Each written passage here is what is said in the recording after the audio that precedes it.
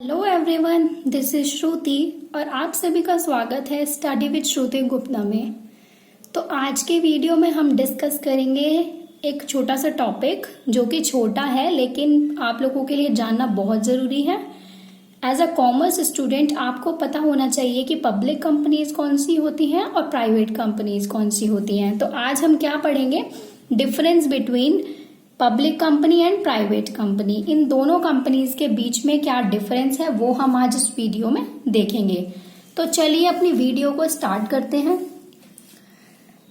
ये जो डिफरेंस है ये बहुत ही इंपॉर्टेंट है पॉइंट ऑफ व्यू, कंपनी के पॉइंट ऑफ व्यू से। अगर हम देखें तो एक पब्लिक कंपनी और एक प्राइवेट कंपनी क्या होती है, तो आप जैसे कि फर्स्ट देख रहे हैं पॉइंट, पब्लिक कंपनी के अंदर नंबर ऑफ मेंबर्स कितने होते हैं, मिनिमम होते हैं 7 और मैक्सिमम होते हैं अनलिमिटेड।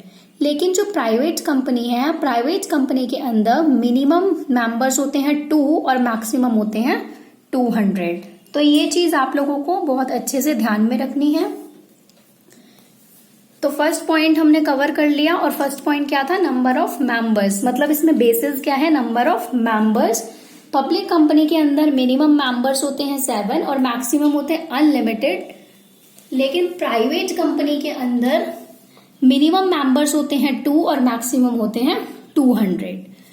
नेक्स्ट पॉइंट हमारा आता है मिनिमम नंबर ऑफ डायरेक्टर्स। अब जैसा कि आप पब्लिक कंपनी के अंदर देख रहे हैं, मिनिमम नंबर जो डायरेक्टर्स के होते हैं वो 3 होते हैं। मतलब कि एक पब्लिक कंपनी के अंदर मिनिमम 3 डायरेक्टर्स होना बहुत जरूरी है। लेकिन प्राइवेट कंपनी के अंदर मिनिमम नंबर ऑफ डायरेक्टर्स कितने होते हैं, 2। तो इसमें 3 और इसमें 2, ये चीज आपको ध्यान रखनी है। नेक्स्ट पॉइंट आता है no restriction on transfer of shares. Public company के केस में आप शेयर्स को ट्रांसफर इजीली कर सकते हैं, उसके ऊपर कोई रेस्ट्रिक्शन नहीं है। ट्रांसफर ऑफ शेयर्स का मतलब क्या है, जैसे कि कंपनीज होती हैं तो उनके कुछ शेयर्स खरीद लेते हैं मेंबर्स, मतलब जो जनरल पब्लिक होती है वो शेयर्स खरीदते हैं कंपनीज का। तो कंपनीज शेयर जो होते हैं उस कंपनीज के वो ट्रांसफर कर सकते हैं, मतलब अपने शेयर्स किसी को बेच सकते हैं या कुछ भी कर सकते हैं, अपने शेयर्स का बाइंग एंड सेलिंग कर सकते हैं, तो वो ट्रांसफर कर सकते हैं अपने शेयर्स को। लेकिन प्राइवेट कंपनी के केस में ऐसा नहीं होता। प्राइवेट कंपनी जस्ट अपोजिट होती है पब्लिक कंपनी के, और प्राइवेट कंपनी के अंदर restriction on transfer of shares के ट्रांसफर पर रेस्ट्रिक्शंस होते हैं। ओके, नेक्स्ट पॉइंट आता है पब्लिक कंपनी के अंदर can invite the public to subscribe to its shares और डिबेंचर्स। पब्लिक कंपनी क्या कर सकती है, उस पब्लिक कंपनी के पास एक बेनिफिट है कि वो पब्लिक को इनवाइट कर सकती है कि पब्लिक आए और उनके शेयर्स और डिबेंचर्स को खरीदे। तो ये कैसे होता है ये प्रोसेस, इसके लिए एक प्रोस्पेक्टस होता है, प्रोस्पेक्टस देना होता है। मतलब पब्लिक कंपनी जो है वो एक प्रोस्पेक्टस इशू करती है जनरल पब्लिक को। तो पब्लिक फिर क्या है, देखती है उस प्रोस्पेक्टस को, पूरे कंपनी के बारे में, कंपनी के क्या रूल्स रेगुलेशंस हैं, क्या क्या कंपनी में आज तक कितने प्रॉफिट्स रहे हैं, ओवरऑल सब कुछ होता है प्रोस्पेक्टस के अंदर कंपनी के बारे में। तो कंपनी ये वाली जो होती है पब्लिक कंपनी, इसके पास यही बेनिफिट है कि ये इनवाइट कर सकती है जनरल पब्लिक को कि उसके शेयर्स जो है वो आकर खरीदे। लेकिन प्राइवेट कंपनी के केस में ऐसा नहीं होता है।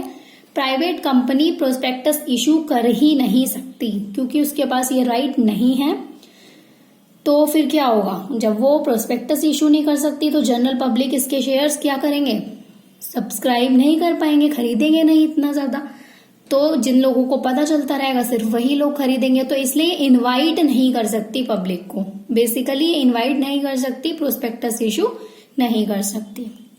लास्ट और इम्पोर्टेंट पॉइंट है, पब्लिक कंपनी के केस में कंपनी के नाम के आगे लिमिटेड लिखा हुआ होता है, लेकिन प्राइवेट कंपनी के केस में कंपनी के नाम के आगे प्राइवेट लिमिटेड लिखना बहुत जरूरी होता है। जैसा कि आप देख रहे हैं यहाँ पर लिमिटेड और ये आपका प्राइवेट लिमिटेड, तो ये लिखना बहुत जरूरी होता है। और प्राइवेट कंपनीज के लिए तो बहुत ही जरूरी होता है कि प्राइवेट लिमिटेड लिखें। इससे क्या है कि डिस्टिंक्शन हो जाती है, पता चल जाता है कौन सी पब्लिक कंपनी है और कौन सी प्राइवेट कंपनी है। तो ये बेसिक डिफरेंसेस थे दोनों के बीच में और इस टॉपिक से क्वेश्चन आता है। जब मैं आपको क्वेश्चंस कराऊंगी रिवीजन के लिए, उसकी सीरीज में आप देख लेंगे खुद ही कि कितने क्वेश्चंस आए हुए हैं कौन से टॉपिक से। तो जो जो टॉपिक्स मैं आपको कराती जा रही हूँ उसको बहुत आराम से और बहुत ही अच्छी तरह से उन्हें प्रिपेयर कर लीजिएगा। अब एक नोट दिया हुआ है आपको एंड में, ये नोट क्या कहता है, a private company which is a subsidiary of a public company is also treated as a public company.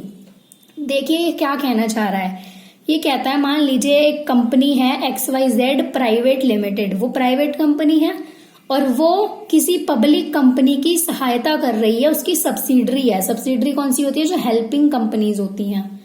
तो जो XYZ प्राइवेट लिमिटेड है वो किसी एक पब्लिक कंपनी की सब्सिडरी बनी हुई है। तो जो वो प्राइवेट कंपनी जो सब्सिडरी बनी हुई है, अगर वो पब्लिक कंपनी के साथ काम करती है तो वो फिर प्राइवेट नहीं कहलाती, फिर वो पब्लिक कंपनी की तरह ही ट्रीट की जाती है। For example XYZ private limited वो प्राइवेट कंपनी हो गई, ABC लिमिटेड ये पब्लिक कंपनी हो गई।